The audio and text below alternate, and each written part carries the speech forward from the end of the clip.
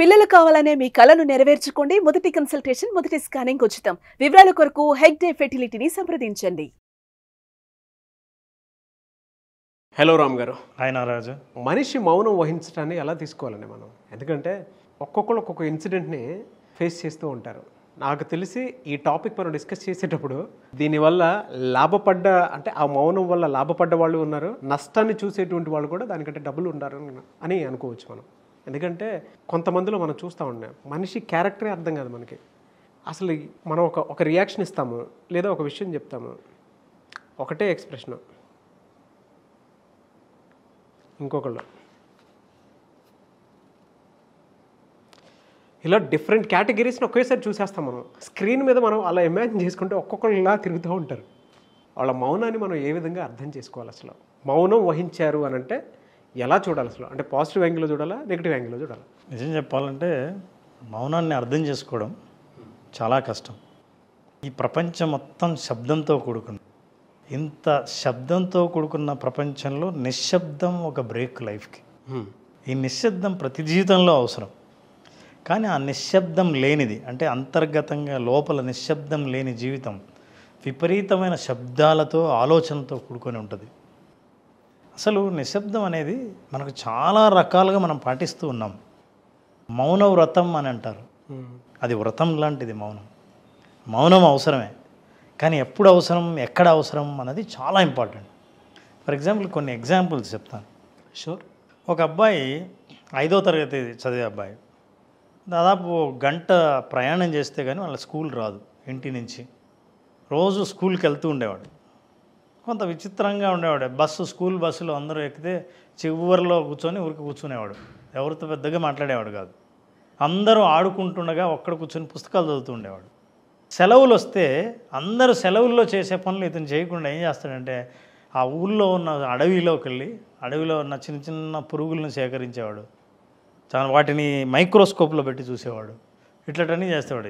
అంత విచిత్రంగా ప్రవర్తన. నిశ్శబ్దంగా గడిపేవాడు జీవితాన్ని. తను ఏం చేయాలనుకున్నా చేసేవాడు. ఏమని ఎవరూ పట్టించుకోలేదు. పెద్ద అయ్యాడు, సినిమా డైరెక్టర్ అవుదాం అనుకున్నాడు, సినిమా తీశాడు. తను అనుభవించిన ప్రకృతి, తను అనుభవించిన జీవితం, నిశ్శబ్దంగా ఇన్నేళ్లుగా చూసిన జీవితం నుంచి వచ్చిన సినిమా అవతార్. జేమ్స్ కెమెరాన్ అట్లుండేవాడు. టైటానిక్ చేశాడు. నిశ్శబ్దం అలా ఉంటుంది. అంతేకాదు, నిశ్శబ్దము ఎక్కడ నిశ్శబ్దంగా ఉండాలో, ఎక్కడ ఉండకూడదో తెలియకపోతే ఉన్న పెద్ద ఎగ్జాంపుల్ ఒక వ్యక్తి. ప్రపంచాన్నే ఏలేంత అద్భుతమైన మార్కెటింగ్ కంపెనీ ఉంది. మార్కెటింగ్ కంపెనీ ఎట్లాంటిదంటే, అసలు చైనాలో తన మార్కెటింగ్ కంపెనీ ఉంటే ఆ కంపెనీ లాభాలు ఎట్లాంటివంటే, అత్యంత మల్టీనేషనల్ కంపెనీల్లోని దాదాపు 10 సంవత్సరాల లాభాలను ఎంత సంపాదించి పెడుతుందో ఒక సంవత్సరంలో సంపాదించి పెట్టేంత గొప్ప కంపెనీకి ఓనర్. ఎప్పుడూ మౌనంగా ఉండాల్సిన వాడు ఉండాల్సిన టైంలో ఉండకుండా ఉన్నట్టుండి నోరు తెరిచి చైనీస్ గవర్నమెంట్ అగెనెస్ట్గా మాట్లాడాడు. ఈ చైనీస్ గవర్నమెంట్ పద్ధతులు సరిగ్గా ఉండవు అని నోరెత్తి మాట్లాడాడు. మాట్లాడినందువల్ల ఆ గవర్నమెంట్ వెంటనే అతని మీద చర్య తీసుకొని ఇప్పుడు ఆలీబాబా అనే కంపెనీ, ఆలీబాబా CEO జాక్ మా ఎక్కడ కనిపించడు, ఎక్కడ నోరెత్తాడు. ఇటీవలే ఒక మీటింగ్లో కనిపించినప్పుడు సైలెంట్గా ఉన్నాడు. 2 మాటలు మాట్లాడాడు. మౌనాన్ని బ్రేక్ చేస్తే, చెయ్యకూడని చోట బ్రేక్ చేస్తే దాని ఫలితం ఎట్లుంటుందంటే జీవితాంతం ఆలోచించేదిగా ఉంటుంది. అది జాక్మా ఎగ్జాంపుల్. సో ఈ 2 ఎగ్జాంపుల్స్లో మౌనాన్ని సరిగ్గా ఉపయోగించుకున్నవాడు, సరిగ్గా ఉపయోగించుకోనివాడు. మౌనం అర్ధాంగీకారం అంటారు. మౌనానికి ఎన్ని మీనింగ్స్ ఉంటాయి, ఎలా చదవాలి అన్నది. ముఖ్యంగా కోపం వచ్చినప్పుడు ఒక అద్భుతమైన ఆయుధం మౌనం. మౌనం చేతగానితనం కాదు. ఎంతో చేతైనవాడు, ఎంతో బలం ఉన్నవాడు, మానసిక స్థైర్యం ఉన్నవాడు మౌనంగా ఉంటాడు. బాగా బలహీనత ఉన్నవాడు ఇమ్మీడియట్గా రెచ్చిపోతాడు, యాక్టివ్ అవుతాడు, ఎమోషనల్ అవుతాడు, రియాక్ట్ అవుతాడు, యాక్షన్లో చూపిస్తాడు. బలహీనతకు గుర్తుంది. చాలామంది బలాన్ని గుర్తు అనుకుంటారు, చాలా పొరపాటు. ఎంతో మానసిక బలం ఉన్నవాడు ఏం చేస్తాడంటే యాక్షన్ చేసి ఏమైనా చేద్దామని అనిపించినప్పుడు కూడా తన్ను తాను తమాయించుకొని నిశ్శబ్దంగా ఉంటాడు. ఆ మౌనాన్ని సాధించడం అనేది, నిశ్శబ్దాన్ని సాధించడం అన్నది, అది సాధించాల్సిందే తప్ప ఊరికే నేర్చుకునేది కాదు.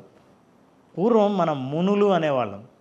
ముని అంటే అర్థం ఏంటంటే మౌని అని, అంటే మౌనం నుంచి వచ్చిన పదమే ముని అని.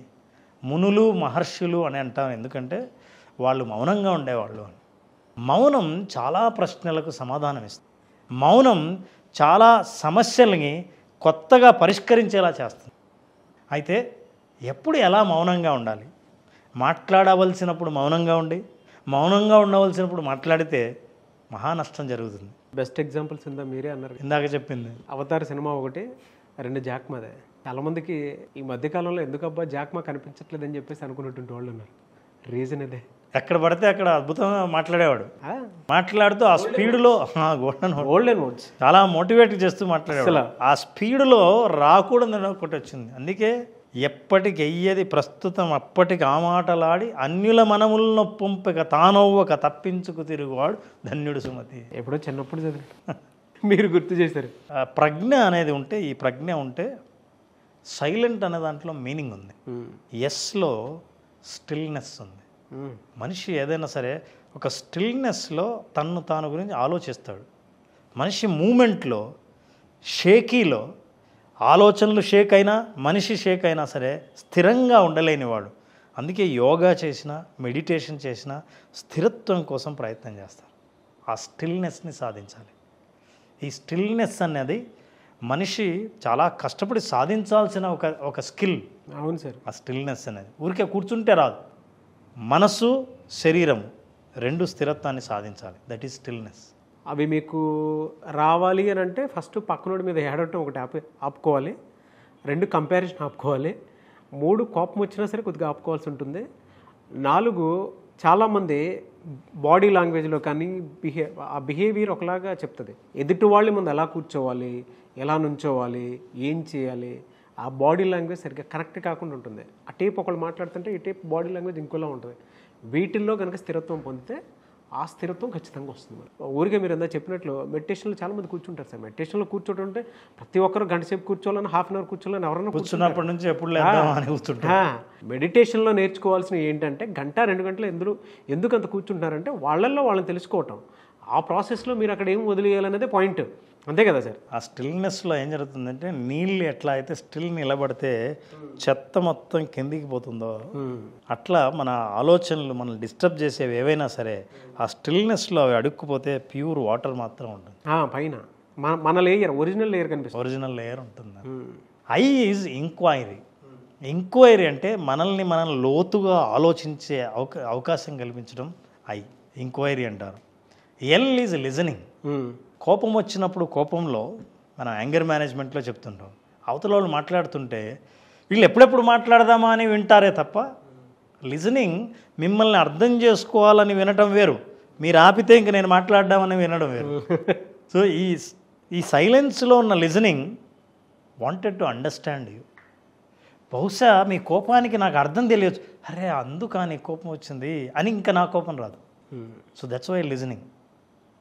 ఈ ఈజ్ ఎనర్జీ.